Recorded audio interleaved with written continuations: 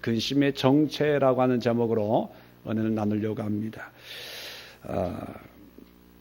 이제 1절부터 한 7절까지 보면 계속해서 반복되는 단어가 있습니다. 매절 빠짐없이 계속 반복되는 단어가 근심이라는 단어입니다. 근심. 이 근심, 우리 신앙생활 하면서 가장 어려운 일들 중에 하나가 염려, 걱정, 근심 아니겠습니까? 바울도 목회를 하면서 선교 사역을 하면서 이 모양 저 모양의 환난의 환경적인 모습도 있지만 또 여러 가지 염려, 걱정, 근심이 있었다는 거예요. 이런 염려, 걱정, 근심을 어떻게 극복할 수 있을까? 극복을 위해서 우리가 기본적으로 알아야 될 게 뭐냐면 이런 근심의 정체가 뭔가를 알아야 해결책이 나오게 되는 거죠. 자, 오늘 우리가 늘 끊임없이 우리를 괴롭히는 이 근심에 대해서 우리가 함께 생각을 해보고 기도하려고 합니다. 고린도 후서 우리 한번 7장을 한번 열어보겠습니다. 고린도 후서 7장 9절 10절 우리 다 같이 한번 합독합니다. 시작. 내가 지금 기뻐함은 너희로 근심하게 한 까닭이 아니요 도리어 너희가 근심함으로 회개함에 이른 까닭이라. 너희가 하나님의 뜻대로 근심하게 된 것은 우리에게서 아무 해도 받지 않게 하려 함이라.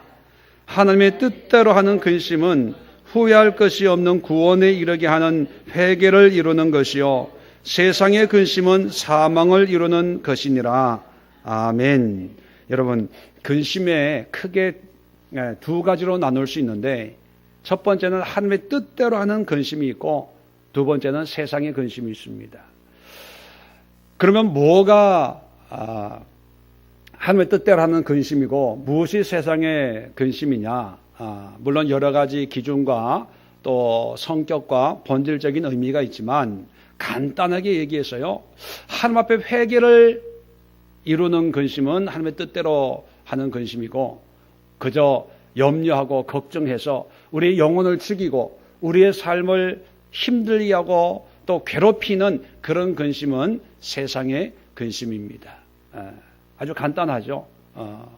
그러면 여기서 우리가 생각하고 고민하려고 하는 이 근심은 어떤 종류의 근심이다라고 말하기보다는 모든 근심을 통해서 우리가 하나님의 뜻대로 하는 근심이 되어야 되고 그 하나님의 뜻대로 하는 근심은요 결국은 뭐를 하게 만듭니까?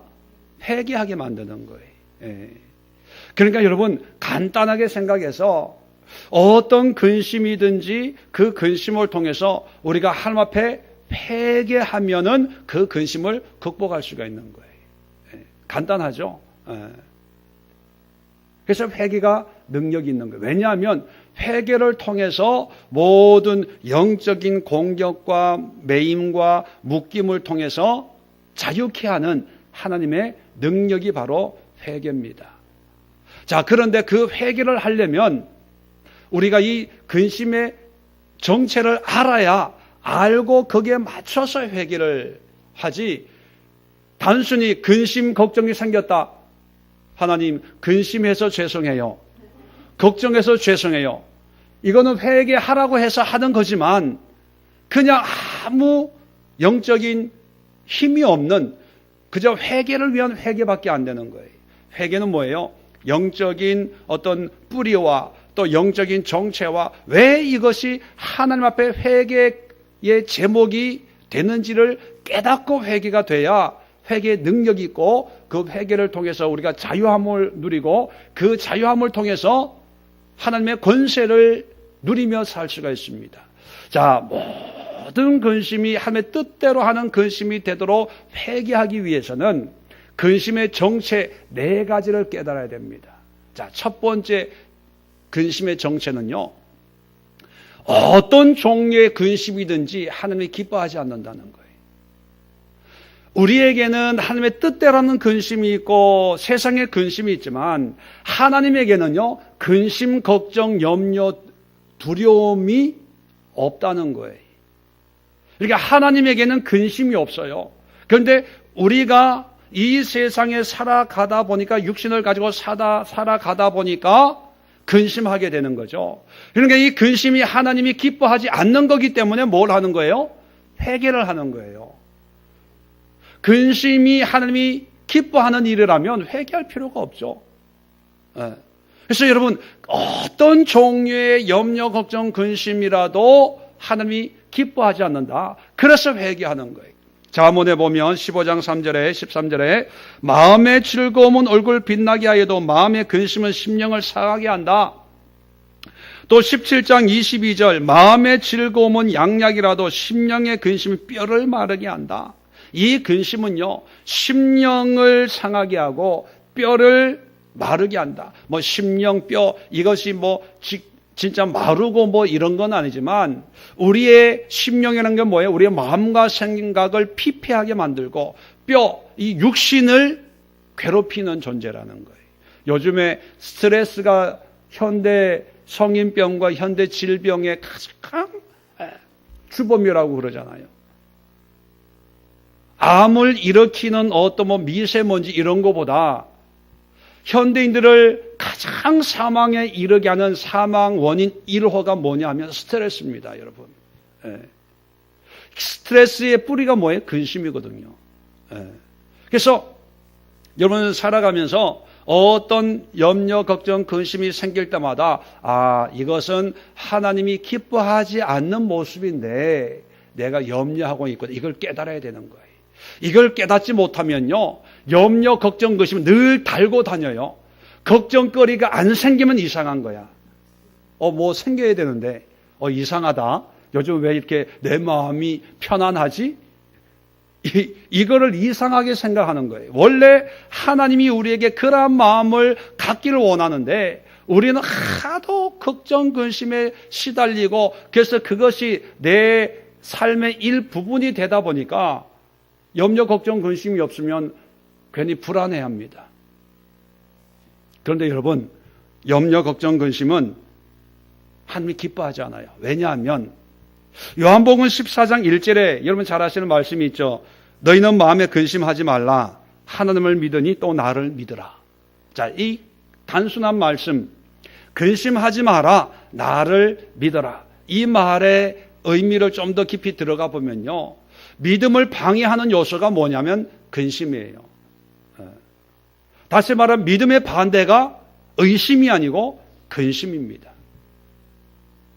안 믿는 사람들은 또 믿음이 약한 자는 의심이라고 생각하지만 우리 좀 신앙생활하는 제자들에게 한 말이거든요. 제자들은 예수님에 대해서 알고 예수님의 가르침을 다 들었잖아요. 그러니까 의심이라고 생각 안 하고 근심이라고 합니다. 예수님이 그렇게 말씀하셔도 그렇게 되겠습니까? 예수님이 이렇게 말씀하셨는데 이렇게 돼야 되는데 저렇게 돼야 되는데 마치 염려하고 근심, 예수님의 말씀을 믿고 또 그 말씀이 이루어지도록 믿는다고 하면서도 이렇게 돼야 되는데 근심하잖아요. 염려하잖아요. 근데 본인은 염려라고 하지만 사실은 그게 불신앙이에요. 불신앙을 염려, 근심으로 표현하는 거예요. 그래서 예수님께서 근심하지 마라, 믿어라, 나를 믿어라. 그 얘기는 뭐냐면 근심하면 불신앙이라는 거예요. 이해가 되시겠어요?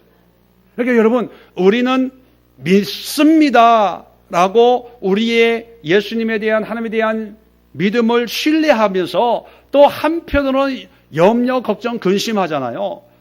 그런데 그것이 불신앙이고 하나님이 기뻐하지 않는 모습이라는 생각을 안 해요.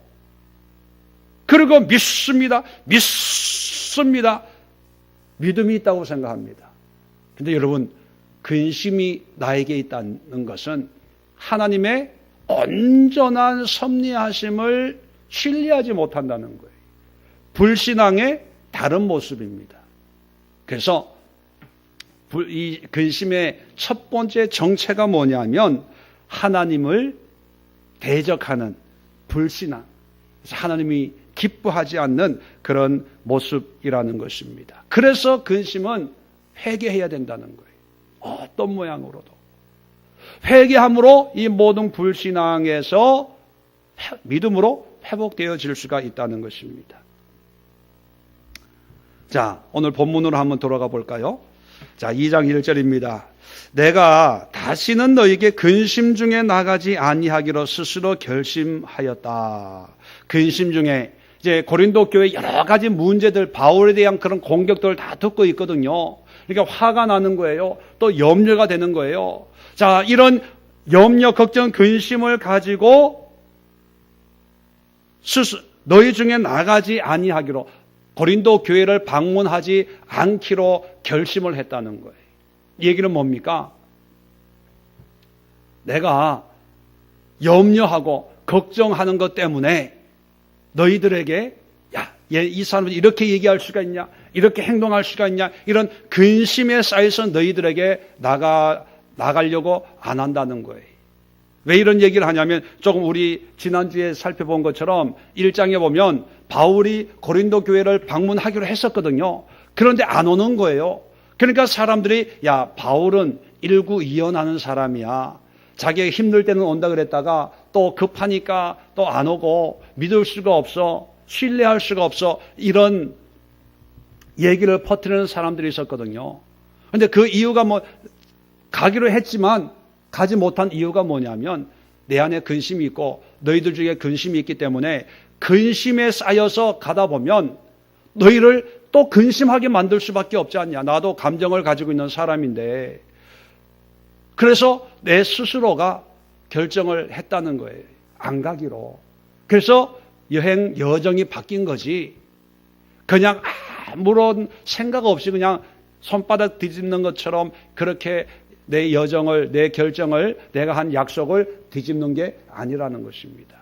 이 얘기는 뭐냐면 바울이 이 근심 어린 이런 상태가 얼마나 하나님 앞에 죄된 모습인가를 스스로 깨닫고 근심을 가지고 이 사람들을 만나서는 안 되겠다. 그렇게 결정을 했다는 것입니다. 자, 두 번째는요. 이 근심에는 뿌리가 있습니다. 자, 뿌리가 있는데 2절 보세요. 내가 너희를 근심하게 한다면 내가 근심하게 한 자밖에 나를 기쁘게 할 자가 누구냐. 보세요. 내가 너희를 근심하게 한다면, 자, 염려합니다. 그런데 내가 염려하는 것을 끝나는 게 아니고 내가 염려함으로 해서 기뻐하는 사람들이 생겨요. 누가 기뻐합니까? 내가 근심하게 한 자를 기쁘게 하는 거예요. 그러니까 우리는 내가 염려, 걱정, 근심하는 것으로 내 문제라고 생각해요. 그런데 이 근심하게 한 어떤 존재는 내가 근심하는 동안 기뻐해요. 자, 근심하게 한 자, 사람으로 말하고 있는데 이 사람 뒤에 역사하는 이 근심의 뿌리가 있어요. 뿌리가 누굽니까? 마귀입니다. 성경에 보면 11절 보세요. 이는 우리로 사탄에게 속지 않게 하려 함이라. 우리는 그 계책을 알지 못하는 바가 아니로라. 마귀의 계략을 다 안다는 거예요. 마귀의 계략은 뭡니까? 분열시키고 또 허물어뜨리고 상처 주고 하나님의 나라를 해방하는 게 마귀의 계책이거든요. 그러니까 어떤 사람들이 야, 바울은 이렇고 저렇고 저렇대. 바울은 돈을 막 마음대로 쓴대. 바울은 여기서 이렇게 얘기했다가 저기서는 저렇게 얘기한대. 바울은 부자만 좋아한대. 이런 여러 가지 유언비어와 같은 그런 얘기를 하잖아요. 근데 그 얘기를 듣고 본인은 기분이 좋겠어요, 안 좋겠어요? 안 좋지요. 화를 내고 염려, 걱정, 근심을 하면 1차적으로는 그 유언비어를 퍼뜨리는 사람이 기뻐하겠죠. 야, 바울이 오려고 했다가 안 온대. 그거 봐. 내 말이 맞지. 뭐 이러면서 그 소문을 퍼뜨리는 사람이 좋아하는데, 근데 사람으로 근심케 한 자로 끝나는 게 아니고 그 사람 뒤에는 누가 버티고 있냐면 사단이 버티고 있는 거예요. 사단이. 그러니까 근심을 하면 사단이 원하는 반응을 우리가 보여주는 거예요. 그러니까 환경 가운데서 이런 소리 저런 소리 이 모습 저 모습을 보면서 우리가 근심하잖아요. 1차적으로는 그런 환경을 주는 어떤 사람들에 의해서 우리가 영향을 받지만 더 들어가 보면 그 어떤 사람, 어떤 누구의 문제가 아니라 나를 괴롭히고 신앙을 방해하려고 하는 사탄의 괴락이 거기에 숨어져 있다는 거예요. 그래서 근심하면 안 된다는 거예요. 왜? 이 근심은 사단이 주는 거니까. 그래서 우리가 근심을 하면 그 근심으로 인해서 하나님 앞에 회개할 때 어떤 회개가 됩니까? 첫 번째는 하나님 기뻐하지 않는 근심이기 때문에 내가 믿음이 없기 때문에 회개를 했잖아요. 두 번째는요, 사단에게 내가 미혹이 되었기 때문에. 어떤 소리를, 어떤 얘기를 하나 들었어요. 그러면 근심이라는 게 실체가 없는 내 마음의 감정적인 거거든요. 내 생각이거든요. 실체가 없어요. 그래서 막 근심합니다. 집도 지었다가 허물었다가 또 되어지지 않는 일에 대한 그런 생각들을 막 합니다. 그리고 근심이라는 게 뭐냐면, 왜 우리가 근심이라고 얘기하냐면 마음이 힘들거든요. 힘들다는 얘기는 좋은 걸 생각합니까? 나빠지는 걸 생각합니까? 이 근심이라는 것은 항상 나빠지는 걸 생각하는 거거든요. 그러면 내 기분이 당연히 좋아지지 않고 두려움이 생깁니다. 낙심이 돼요.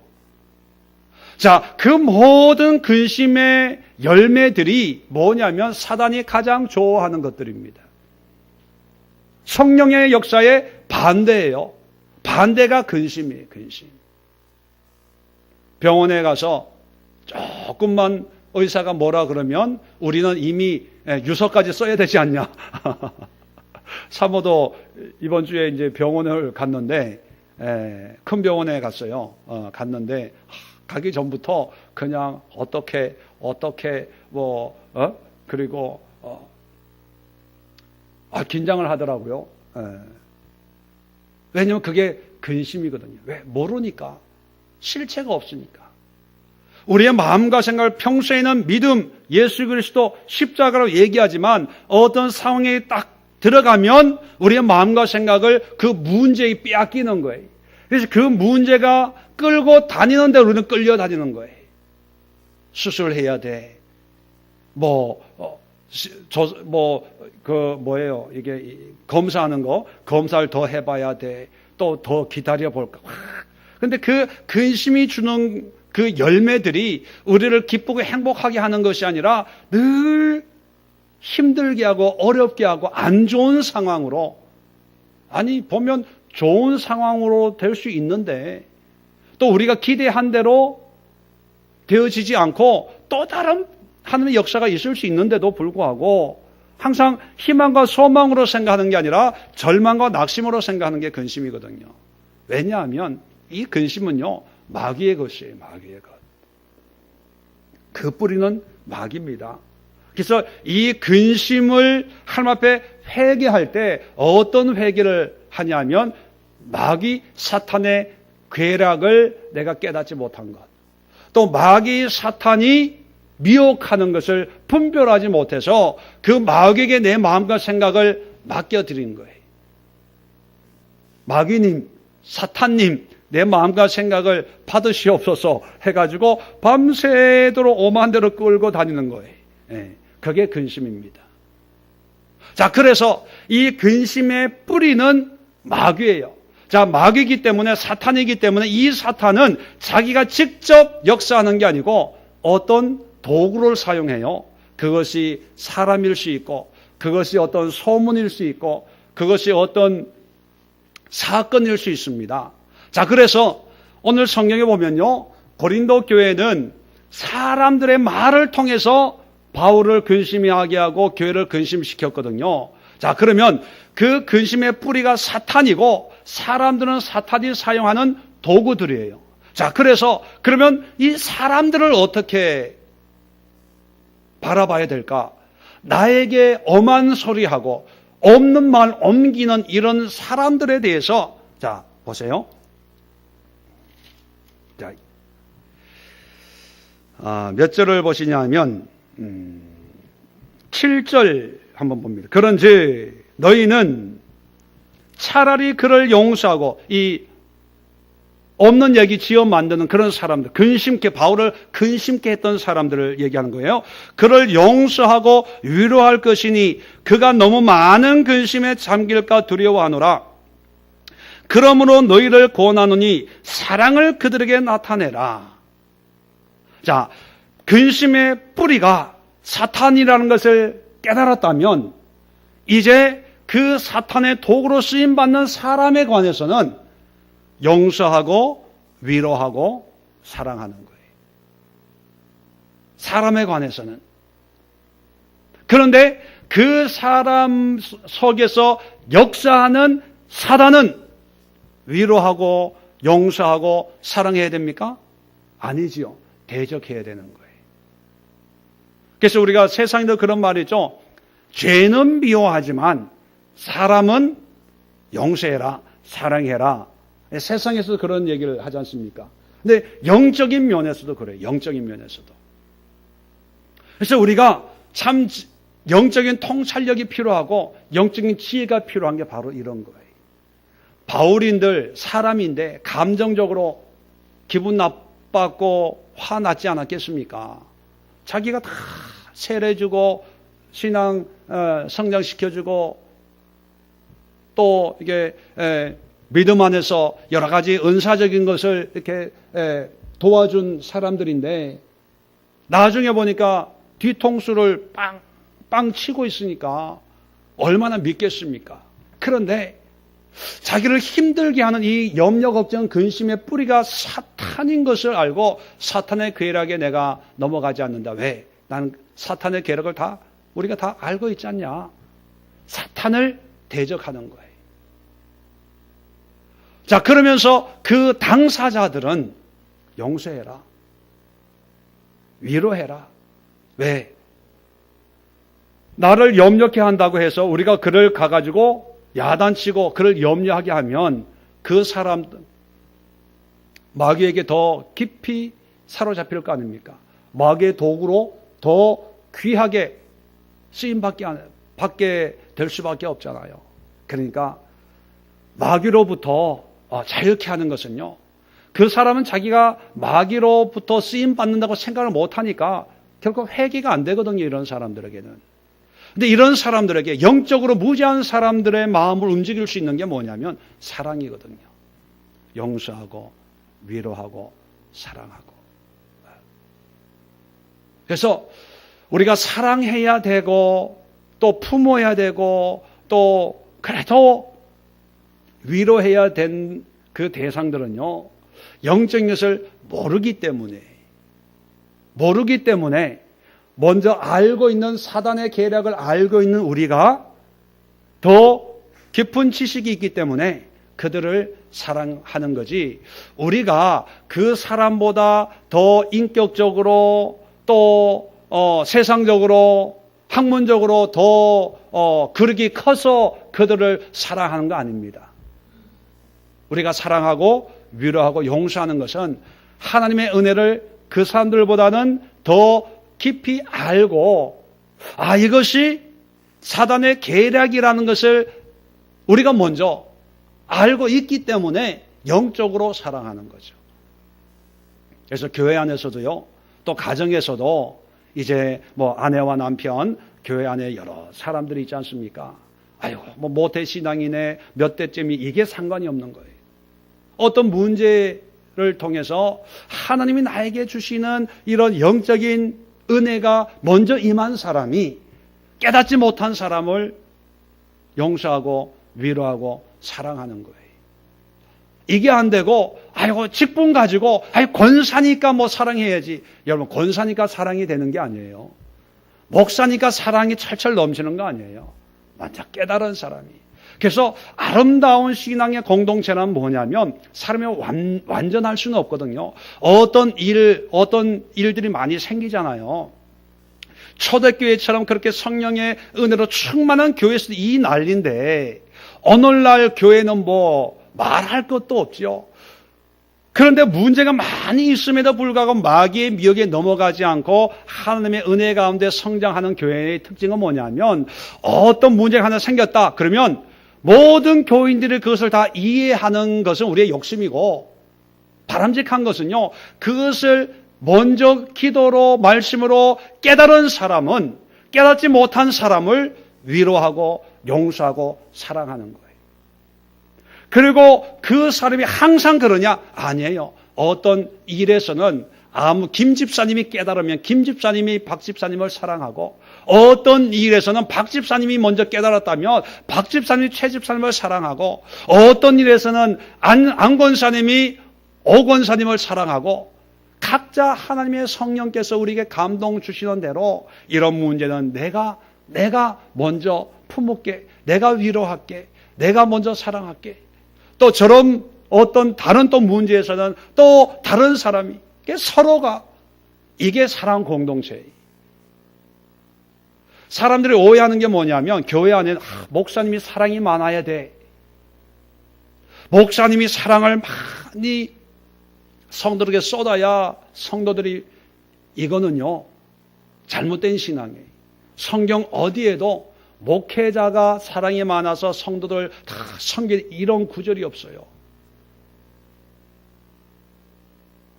성령의 은혜 가운데 있는 성도들은 누구나 다 왕같은 제사장이고 하나님의 택한 백성들, 하나님의 소유된 하나님의 자녀들 아닙니까? 그러면 모든 사람, 내가 영적인 통찰력을 깨닫고, 이것은 마귀가 우리를 염려하게 하고 걱정하게 하고 우리의 신앙을 해방하기 위해서 마귀가 역사하는 거다. 먼저 깨달으면, 깨달은 그 사람이 깨닫지 못한, 목사님이 깨닫지 못하면 목사님을 위로하고 용서하고 사랑하는 거예요. 권사님이 깨닫지 못하면 깨달은 청년이, 깨달은 학생들이, 깨달은 주일학교 어린이들이, 여전도가 깨닫지 못하면 먼저 깨달은 남전도가 위로하고 사랑하고 용서하는 거예요. 자, 그러면서 잊지 말아야 될 게 뭐냐면, 이 사람 속에 역사하는 것은 누구다? 사탄이다. 대적하는 거예요. 이게 영적인 전쟁입니다. 교회도, 가정도 마찬가지예요. 가정에는 가장이 있습니다. 하나님 일반적인 어떤 질서를 위해서 가장과 아내와 돕는 배필로 아내를 주고 또 자녀를 줬지요. 자, 항상 가장이 신앙적인 것을 지도하고 인도하면 뭐 더할 나위가 없죠. 그런데 어떤 경우에는 아내가 남편보다 더 영적인 이런 걸 깨달을 수가 있습니다. 그러면 그 문제만큼은 깨달은 자가 가장 노릇을 해야 되는 거예요. 위로하고 용서하고 권면하고 사랑하는 거예요. 그리고 또 어떤 일에서는 남편이 먼저 깨달으면 똑같아요. 용서하고 위로하고 권면하고, 그리고 마귀를 대적하는 거죠. 이런 염려를 주는 악한 사단들은 또 이런 염려 가운데 마음을 빼앗기고 있는 아내의 마음을, 또 나의 마음을 회개합니다. 용서하옵소서. 이게 근심을 이긴 방법입니다. 근심하게 하고 또 맞아, 용서치 아니하리라, 이를 바닥바닥 갈고 있으면 그게 마귀가 원하는 거거든요. 자, 세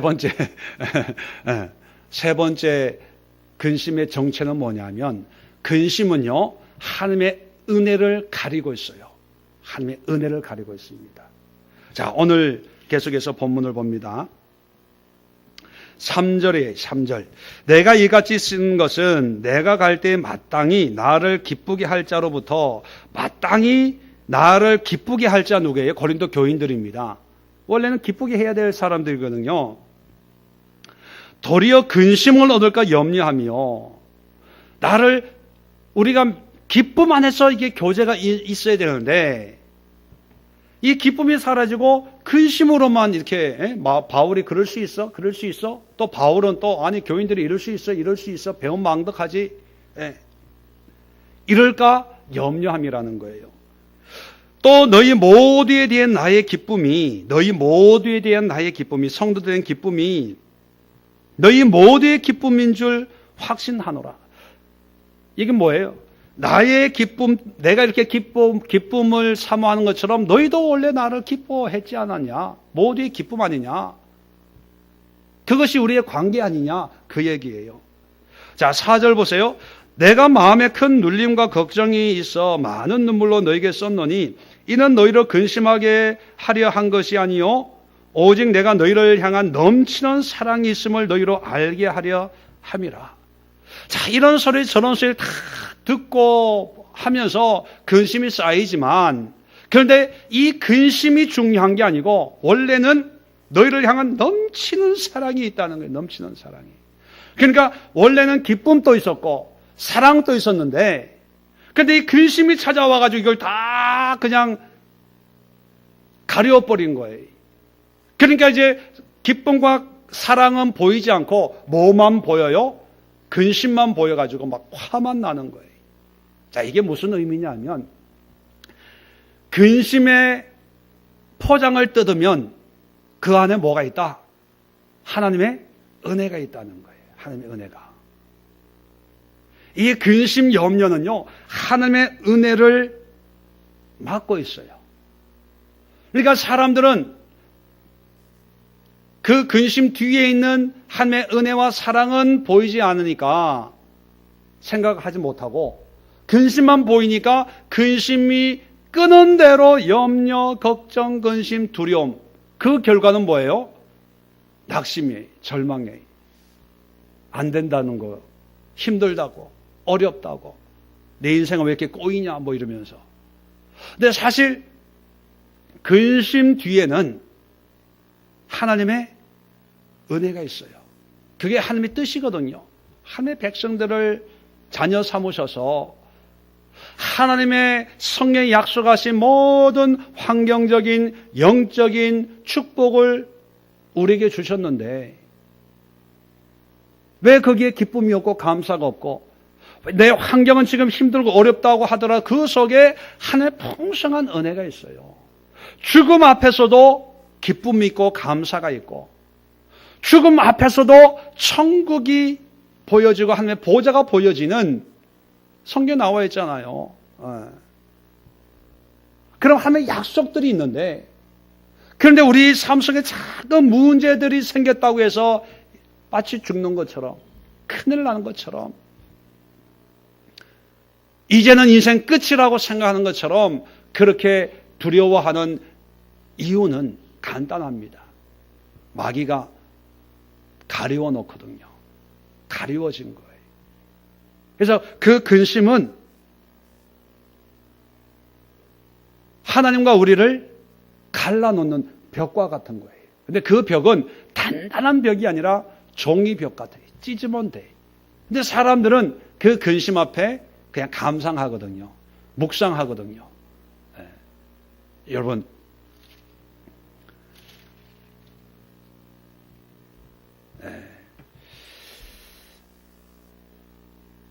10절 한번 보십시다. 10절. 너희가 무슨 일에든지 누구를 용서하면 나도 그리하고, 내가 만일 용서한 일이 있으면 그것은 너희를 위하여 그리스도 앞에서 한 것이니 이는 우리로 사단에게 속지 않게 하려 함이라. 자, 근심이 있습니다.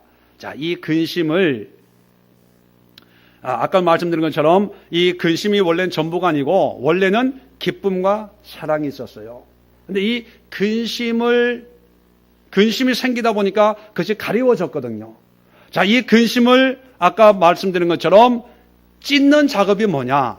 사람에게는 용서하고 위로하고 사랑하는 거예요. 자, 그러고 보니까 이제 기쁨이 회복이 되는 거예요. 관계가 회복이 되는 거예요. 오해가 풀리는 거예요.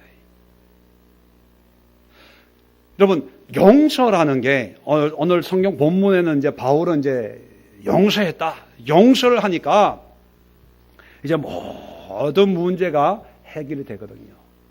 자, 그런데 이 용서라고 하는 이 모습은 어떻게 보면 쉽지 않은 그런 일이겠죠. 살인자를 용서한다. 쉽지가 않아요. 나를 힘들게 하는 사람을 용서한다. 쉽지가 않습니다. 그런데요, 이 근심의 벽을 찢는 용서나 위로나 사랑이나 어떤 이해나 뭐 여러 가지 것들이 우리의 힘으로 가능한 것도 있지만 거의 대부분이 가능하지 못해요. 힘들다는 얘기입니다. 자, 그래서 이 바울은 용서라고 하는 표현을 썼는데 우리가 용서하려면 누구의 도움이 필요합니까? 하나님의 도움이 필요해요. 하나님의 은혜로. 자, 그런데 용서해야 되는 거 알아요. 그런데 용서하기 힘들어요. 자, 그럴 때 어떻게 용서하냐? 용서하지 못하는 내 마음을 하나님 앞에 뭐 하면 된다? 회개하면 된다. 네.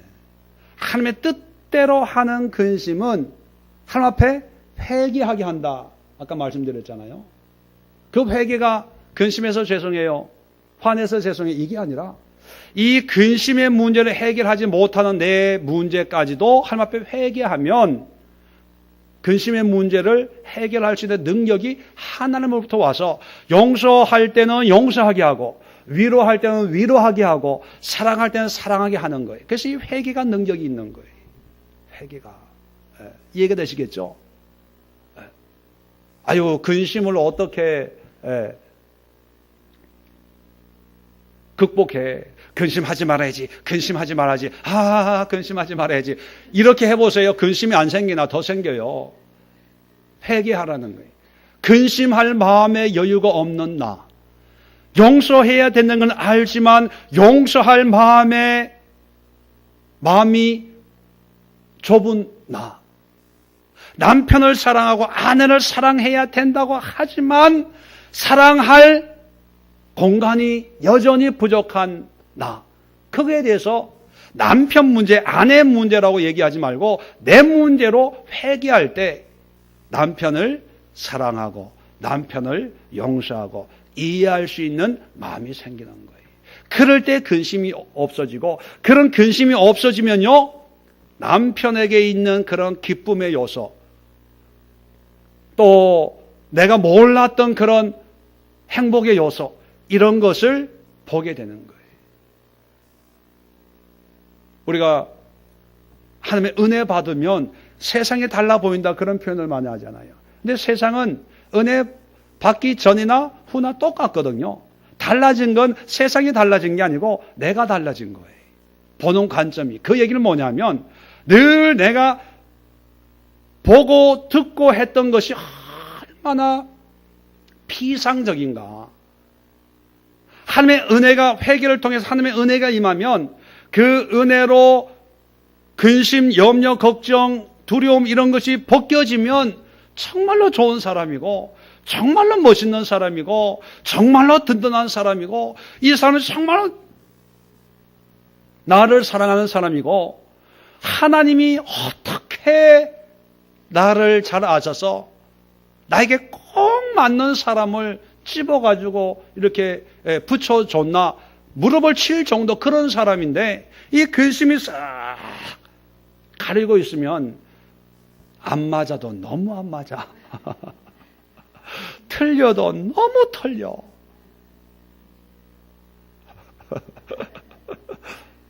그게요, 근심에 쌓여있는 상태예요.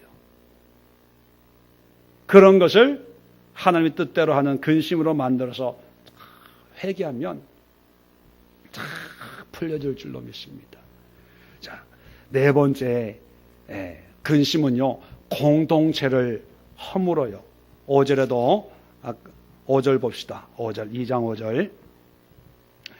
근심하게 한 자가 있었을지라도 나를 근심하게 한 것이 아니요 어느 정도 너희 모두를 근심하게 한 것이니.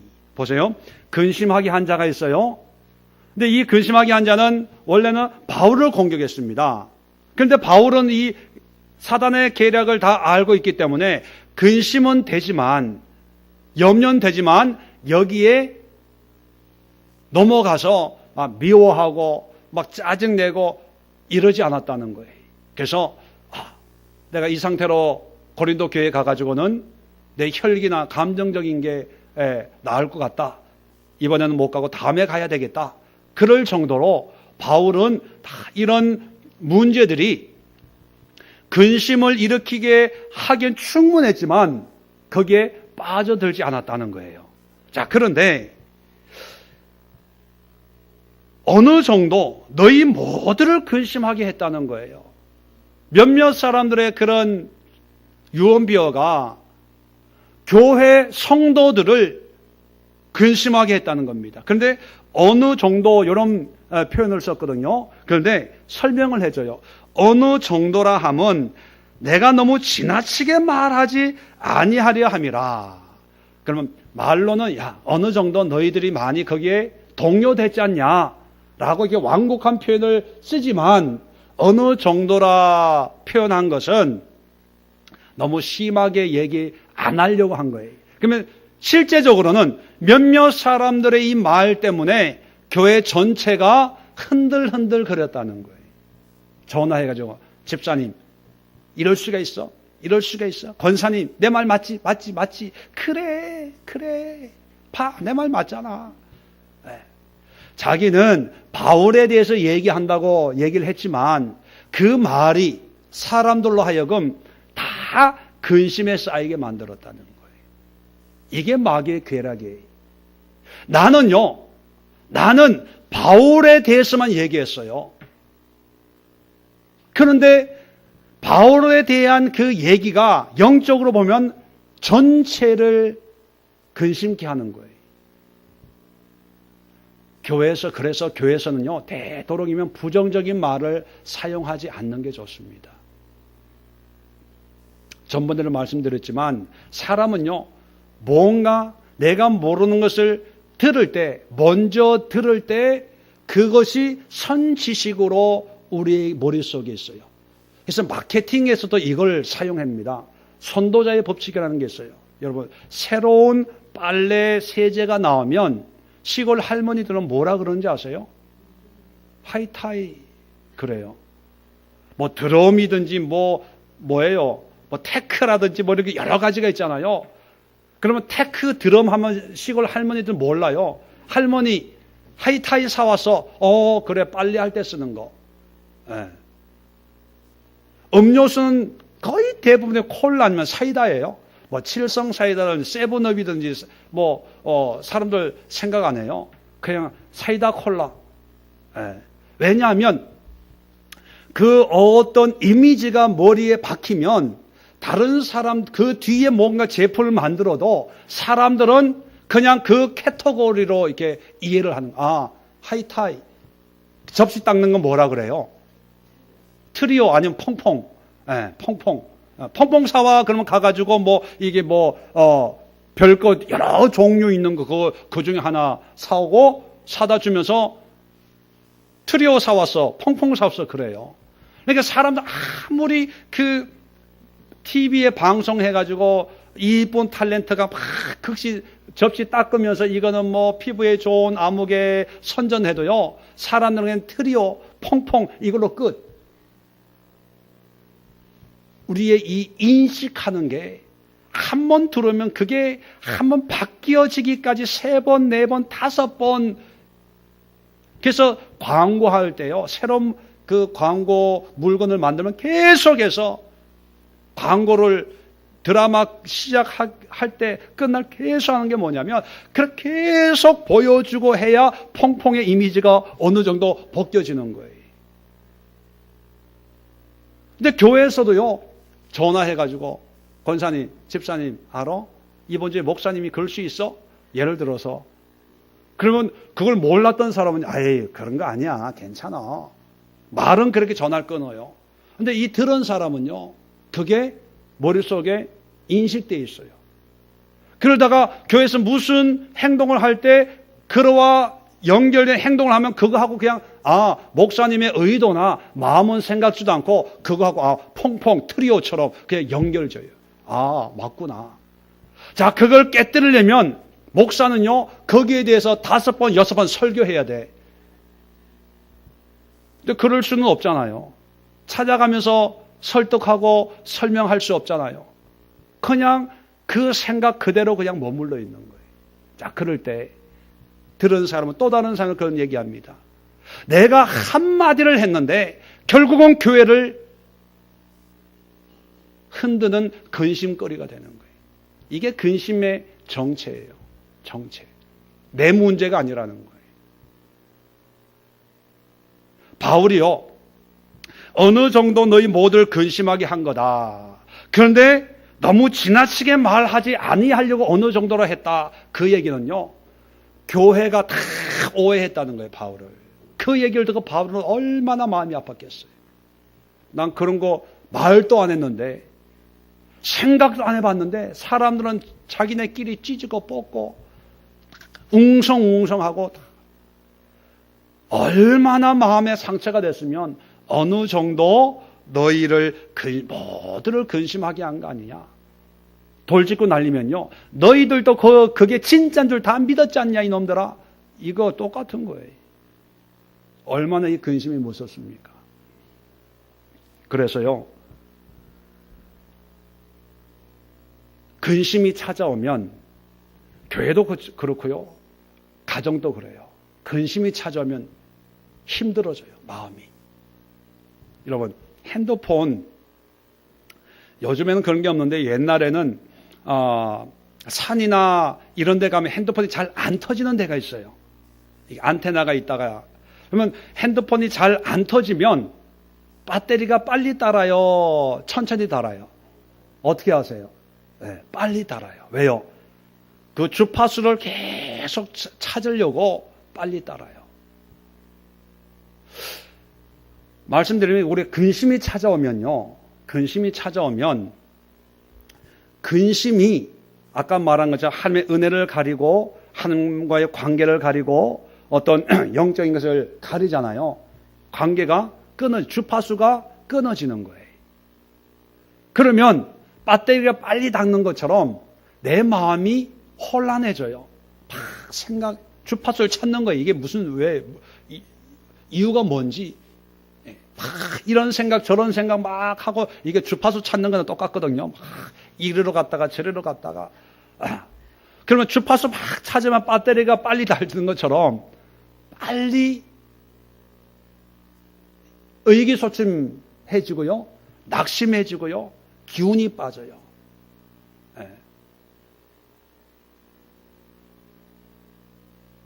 가정에서도 마찬가지입니다. 근심거리가 있으면 집안 분위기가 무거워지잖아요. 무거워진다는 게 뭐예요? 가라앉는 거거든요. 교회도 마찬가지예요. 교회에 문제가 있다. 그러면요, 가라앉아요. 왜? 사람들이 힘들어하거든요. 어려워하거든요. 빨리 지치거든요. 그래서 이런 근심거리가 찾아오는 걸 막을 수는 없지만, 찾아와서 나에게 지치고 낙심되게 하지 않도록 빨리 이것을 극복해 나가야 됩니다. 요즘에 근심거리가 얼마나 많아요. 밖에만 나가면 근심거리 아닙니까? 뉴스만 보면 다 근심거리 아니에요. 지금 뭐 국회에서도 그렇고 북한 문제도 그렇고 또 그런데 교회 안에 있는 성도들은요, 이런 것을 근심거리를 전쟁 나면 어떡해. 경기가 안 좋아지면 어떡해? 예수님이 다시 오시면 어떡해? 이민 가는 사람도 있잖아요. 얼마 전에 태국으로. 그 사람들 영적인 분별력이 없어서 그래요. 자, 근심이 오면 도망간다고 돼요? 아니에요. 말씀드린 근심이 오면 하나님 앞에 온전히 회개하는 거예요. 뭐에 대한 이런 근심을 주는 사람, 주는 환경, 또 이런 근심에 내가 영향을 받고 있는 나의 자신, 나의 모습, 또는 이런 근심이 우리의 가정이나 교회나 이 사회를 휩쓸고 있는 그런 이 근심의 배후에 사단하고 싸울 생각은 안 하고 도망갈 생각을 해요. 요즘 이 시대 전쟁 나면 어디로 도망갑니까? 도망갈 구석도 없어요. 미사일 날아오는데 부산으로 영도다리 밑으로 도망갈래요? 고흥 갈래요? 고흥에 하면 제일 먼저 폭탄 떨어질 거예요. 그 우주센터가 있어서. 제가 사모한테 전쟁 얘기 나왔으니까 우스갯소리로 사모한테 옛날 고촌에 있을 때 고촌에 있다가 이쪽으로 왔잖아요. 그래서 전번에 전쟁 나네 이래가지고 웃으면서 야, 고촌에 있을 때는 진짜 위험했어. 그런데 장기동에 와가지고는 걱정하지 마. 이게 왜 그러냐. 그래서 제가 그 과학적인 이유를 얘기를 했어요. 고촌은 김포공항 옆이거든요. 그런데 이 북한에서 김포공항 이런 데를 제일 먼저 타격하지 않습니까? 그런데 기술이 떨어져가지고 김포공항을 향해 쐈는데 근처에 고촌에 떨어지는 거야. 그래서 고촌이 위험하고 장기동은 아직 걔네들 지도에 있는 논밭이에요. 그러니까 여기에 아파트가 있는지 교회가 있는지 몰라. 그러니까 걱정하지 말아요. 그 사람들 아직 몰라. 논밭인 줄 알아. 신도시가 돼가지고 걱정하지 말아요. 그러니까 이 근심, 염려, 여기에 우리 이 시대에 얼마나 많은 근심의 요소들이 많습니까? 이럴 때 우리 그리스도인들이 영적인 신앙의 모습이 어떠해야 되고 이런 근심의 문제를 어떻게 극복해야 나가야 되는가? 이 근심의 정체를 알면 해결의 길이 열리는 거예요. 근데 이걸 모르고 그냥 염려 안 해야지 주여 믿습니다. 그냥 막연한 기대, 막연한 소망, 막연한 하나님이 함께 하신다는 거, 그건 믿기가 얼마나 힘들어요. 기도하면 믿음이 생기는데 집에 가면 여전히 또 그렇고, 보고 듣고 하면은 또 마음이 어지럽혀지고, 그래서 보따리 싸가지고 기도원 가자. 보따리 싸가지고 금식이나 하자. 이러잖아요. 이 시대가. 그거는 우리가 믿음으로 영적인 싸움을 싸우는 게 아닙니다. 오늘 4가지로 근심의 정체를 살펴봤습니다. 그렇다면 여러분 속에 여전히 근심이 있는 문제들이 아마 있을 거예요. 염려, 걱정, 근심 없는 사람도 어디 있겠습니까? 오늘 이 시간 기도할 때 이제 제가 회개하는 방법을 말씀을 드렸습니다. 첫 번째는 근심은 하나님 기뻐하지 않는데 우리가 근심하고 있다는 거에 대해서 우리가 회개해야 돼요. 왜? 믿음이 없기 때문에. 하나님의 약속에 대한, 하나님의 섭리에 대한, 하나님의 동행하심에 대한 믿음이 없기 때문에 자꾸 이거 진짜야? 맞는 거야? 이 직장 계속 해야 돼? 이게 믿음이 없어지는 거예요. 거기에 대해서 회개하셔야 되고. 두 번째는 뭐냐면 근심의 뿌리에는 사단이 있어요. 사단의 쾌락이 있어요. 그 쾌락을 먹으러 사람을 미워하고 어떤 문제를 싫어하고 어떤 환경을 증오하고 거기에 대한 회개를 하셔야 돼요. 하나님, 영적으로 내가 무지했습니다. 나를 괴롭히고 나를 병들게 하고 나를 낙심케 하는 사탄 마귀가 있고 우상 숭배의 어둠의 세력들이 있는데 이들과 싸우겠습니다. 선포를 하고 그리고 그 대상에 대해서는 용서하게 하소서. 용서할 수 있는, 위로할 수 있는, 사랑할 수 있는 마음을 주옵소서. 그런 마음이 되지 않는 나를 불쌍히 여겨 주옵소서. 회개하시고. 근심 뒤에는 하나님의 풍성한 은혜가 있는데 이 은혜를 보지 못하고 근심만 보고 근심만 했던 우리의 짧은 영적인 시야를 회개하셔야 돼요. 근심 뒤에 있는 기쁨을 보게 하시고 근심 뒤에 있는 풍성한 넘치는 사랑을 깨닫게 하옵소서 기도하셔야 되고, 마지막으로 공동체를 넘어뜨린 줄 모르고 나는 그저 그냥 걱정만 했는데 결국은 우리의 가정을 무너뜨리고 부부 관계를 무너뜨리고 부모와 자녀의 관계를 무너뜨리고 교회를 무너뜨리고 이 사회를 무너뜨리고 영적인 신앙 공동체를 무너뜨리는 이런 근심이었는 줄 저는 몰랐습니다. 하나님, 그저 걱정이 돼서 근심했는데 용서하옵소서. 나 때문에 우리 가정이 힘들었군요. 나 때문에 우리 가족이 힘들었군요. 나 때문에 우리 교회가 힘들었군요. 나 때문에 우리 사회, 우리 이 시대가 힘들었군요. 세상에 많은 근심들이 있는데 가장 단순한 근심이 사회를 힘들게 하고 있는데 정치적인 염려, 걱정, 근심에서 벗어나게 하옵소서. 또 경제적인 근심에서 벗어나게 하시고 또 막연한 염려, 걱정, 근심에서 벗어나서 이 사회가 하나가 되고 우리 대한민국이 속히 안정을 찾고 우리 교회들이, 한국 교회들이 속히 안정을 찾고 우리 가정이 속히 안정을 찾을 수 있도록 주여, 내가 회개합니다. 용서하소서. 이런 간절한 회개의 고백을 함께 주님 앞에 들으시기 바랍니다.